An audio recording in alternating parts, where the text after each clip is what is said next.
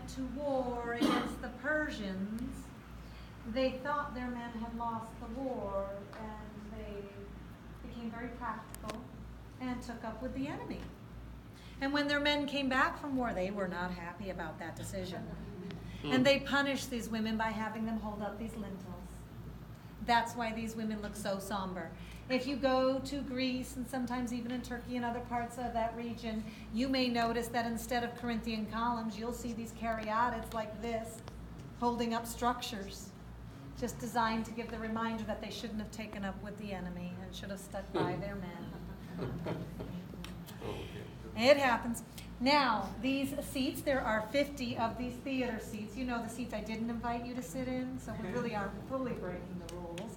But if I were to have taken you up to the front, you would notice that's where Mr. Hearst and Miss Davies had their seats. They had front row seats. And I won't take you up there. But if I did, you would notice that there's a small table up there, and on that small table is a little telephone. And that little telephone was typically utilized. He had 100 phones on the property. That one was used to call the projectionist, you know, have him turn up the volume or turn it down if it was too loud.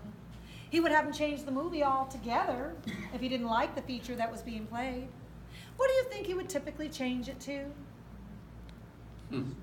A Marion Davies movie. He had a motion picture production. Marion Davies went from being a Ziegfeld Follies dancer to being, you know, a headliner. And Mr. Hearst would heavily promote her movies. And unfortunately for her, you know, she was very good as a comedian. And she liked those roles, and people loved seeing her in them. But Mr. Hearst, and all of his efforts to really over-promote her, you know, with being a media mogul, he had the ability to do that. He loved seeing her in those theatrical